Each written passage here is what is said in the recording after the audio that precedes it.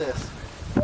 This herb right here, what I'd like you to do is take one leaf of the plant and just chew it. This is, I want you to taste it first, and then I'll tell you what it is. You got 2 or 3 leaves, it doesn't matter. It's very, very good for you.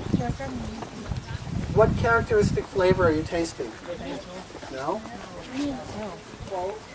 Cloves. So, yeah, you're tasting an oil that's in the leaf. It's not fully developed yet, but as the plant grows, it'll come on. That's called eugenol. And eugenol is that chemistry that dentist uses to numb, to anesthetize your gums. And when you're having a Novocaine. So what this plant delivers is lots of eugenols. And the name of the plant is Krishna Tulsi, or holy basil. Oxymum sanctum. Holy basil, Krishna Tulsi. And it is probably one of the most sacred herbs in all of Ayurvedic medicine. In fact, in India as a whole, it's the most sacred. And what we use it for is for its adaptogenic properties. It helps you adapt to stress.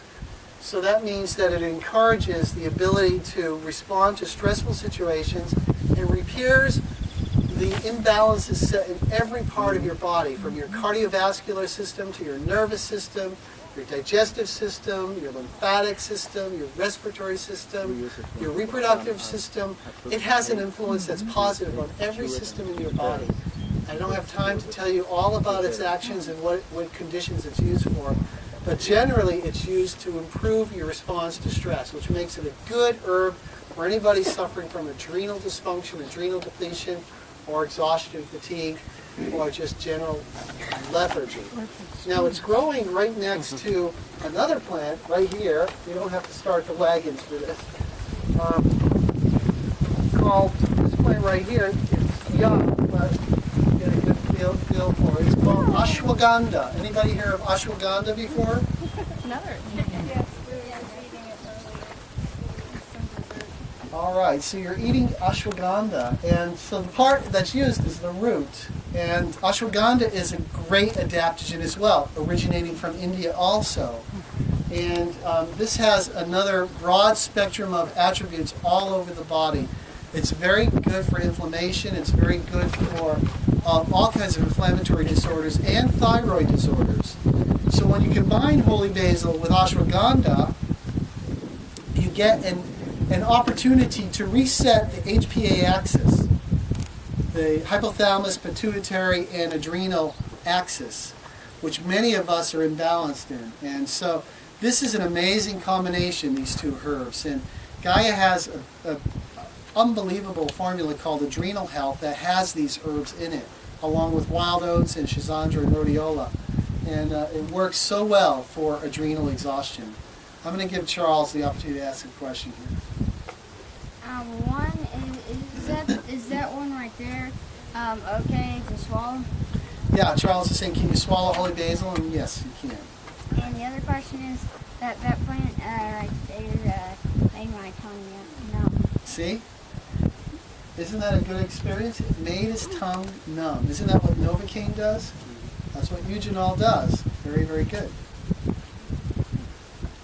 going to be a good herbalist. Next to ashwagandha is yarrow. Yarrow, you all know, Achillea millefolium.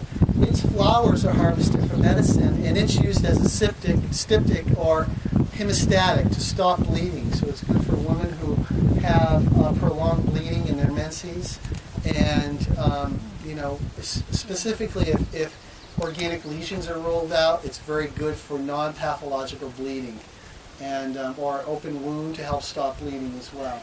The plant next to yarrow, this gentleman was looking at, is called mugwort. Mugwort. It's a member of the Artemisia family, and it's good for pelvic congestion of the female reproductive system.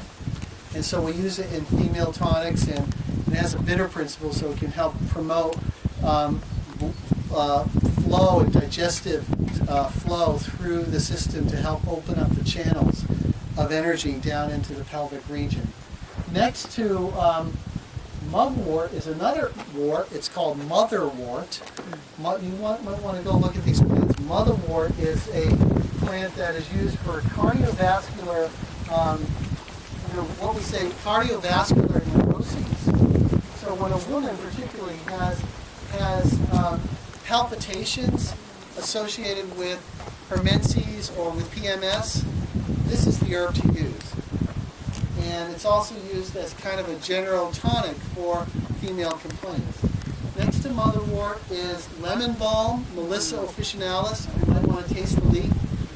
Charles, you were asking about a mint. This is another mint here, so you may want to taste the leaf of this plant here. And Melissa is good for attention deficit disorders, particularly in children. Very, very good for children. And hyperactivity for children. Which one is Melissa, lemon balm. Yeah. It's the remedy for hyperactivity for children. Because I make it into tea. Yeah, and it's a great tea. It's got nervy properties. It's got digestive properties. It helps to digest. And it's also got antiviral properties. It's a good herb. And next to lemon balm is marshmallow, one of my favorite herbs. It's just young now, but it'll grow out and flower later this year. And marshmallow's got roots that are very mucilage. And with those mucilage roots in marshmallow, they address the mucus system, the respiratory, genitourinary, and alimentary canal. And so it coats, it softens, it soothes. It's good for kidney stones to help pass stones. It's good for unproductive coughs. It's good for acid reflux. It's good for like irritable bowel syndrome. It's good for a number of conditions where there's heat and inflammation because it cools and it reduces inflammation. It's another one of my favorite herbs. Okay, down in the rest of the farm, we're going to stop here because of the brutal sun. But we have a big patch of stinging nettles. We have a big patch of dandelion and a nice big patch of young St. John's wort growing. And then beyond the tree line there, we have about 12 acres of echinacea just starting to bloom like what you saw there. 10 acres of valerian and another 4 acres of ashwagandha growing all down here as well as all of our corn for the staff. So it's a big sprawling farm. I haven't taken you on all of the parts of the farm, but I hope you can appreciate the project that we're undertaking here to grow quality medicine and have a seed to shelf operation here is essentially what we're doing. Final questions? Huh? Yeah, this is invasive. He was asking if this mint is invasive, and yes, it will spread out. It is. Mm-hmm. Yes, Charles. I'm getting kind of tired. All right, hop in that wagon. We're going to head back now. Thank